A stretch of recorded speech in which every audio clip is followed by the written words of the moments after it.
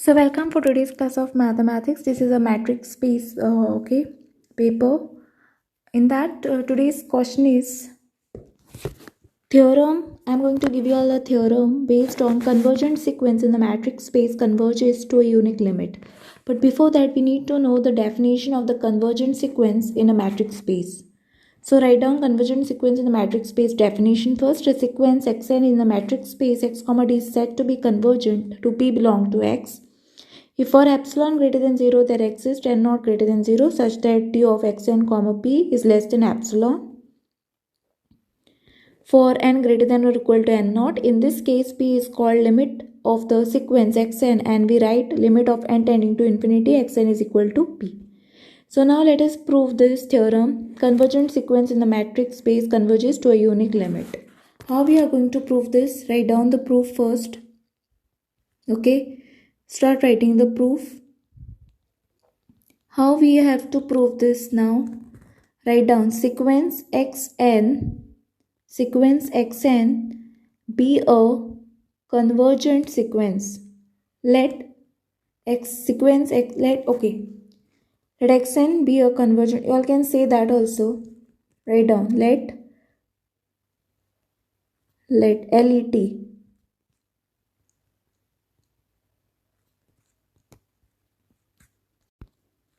So you can write down let xn be a convergent sequence. You all can write down here sequence in a matrix space.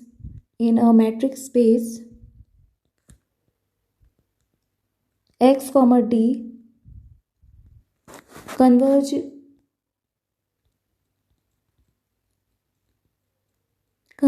to P and Q.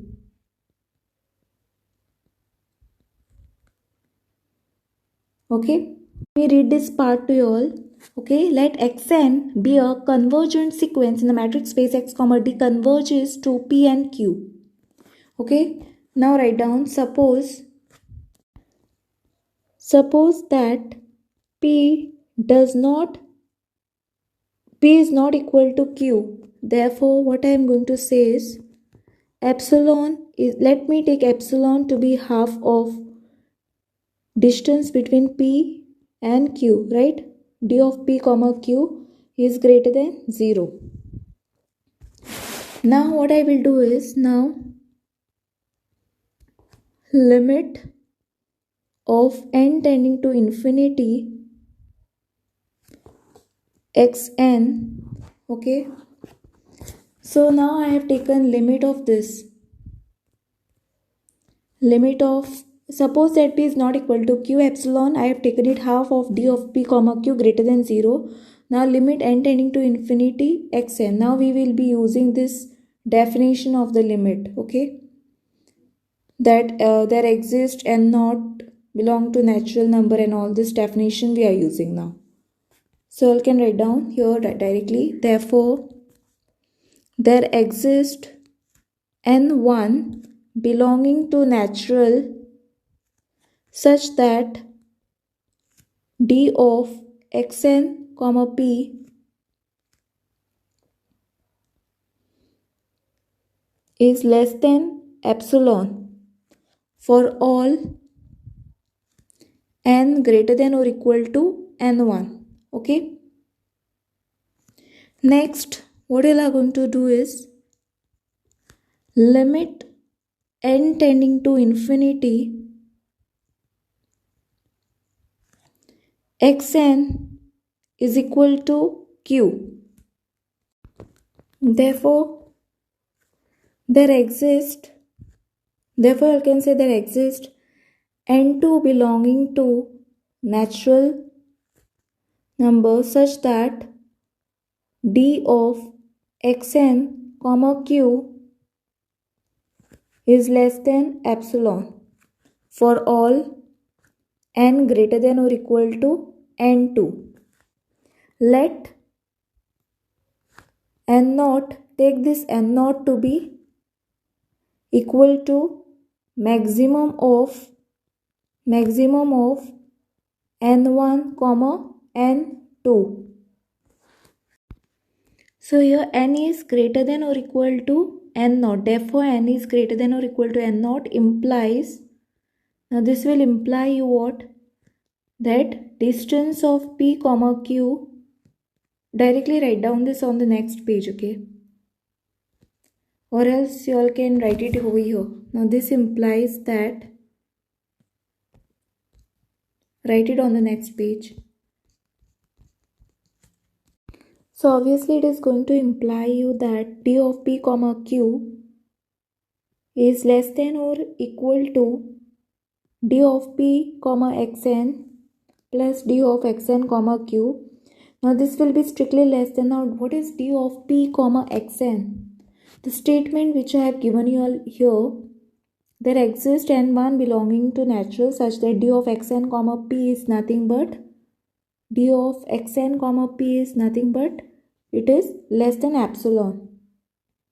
So I'll have to write down epsilon plus, now what is this d of xn comma q?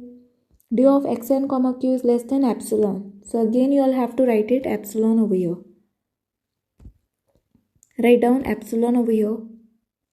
So basically what you all are going to get now, this is equal to 2 epsilon. Right? Here also you all can write down. This is equal to 2 epsilon. Now basically, therefore you all can say that d of p comma q is less than 2 epsilon, right? Now basically this is equal to what? 2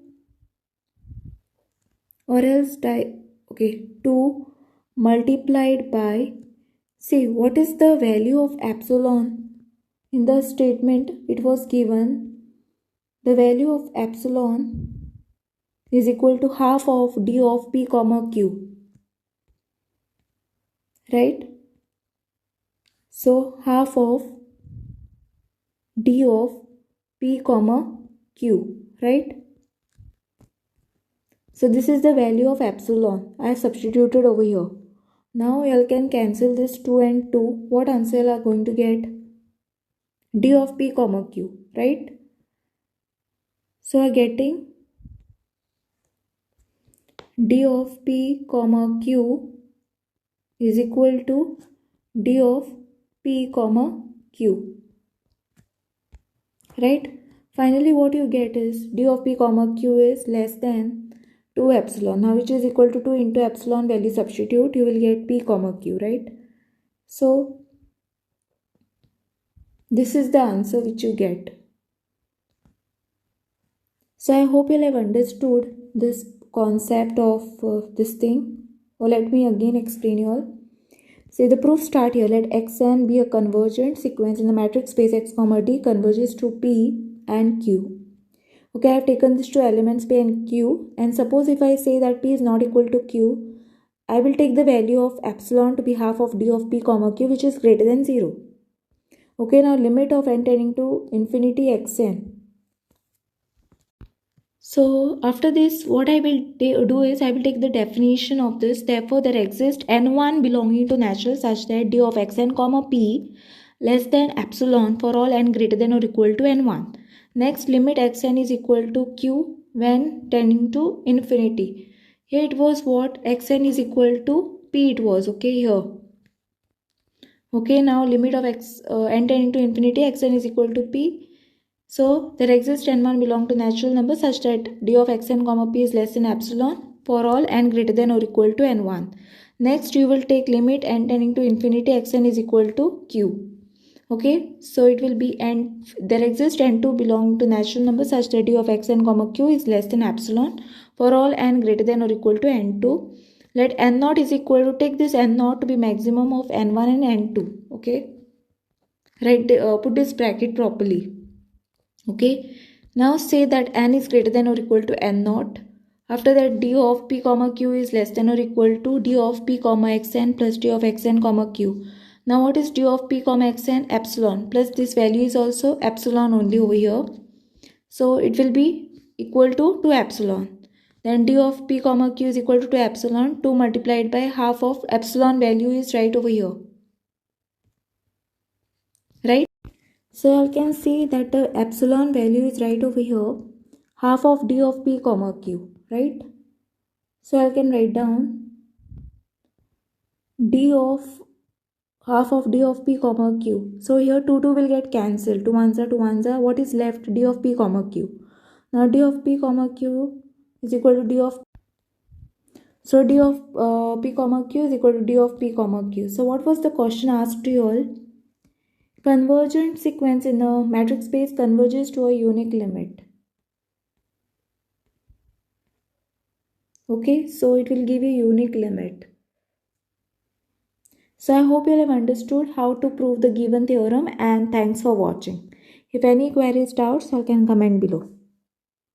Okay, you all can get all these notes of matrix space notes you will get in the playlist of matrix space.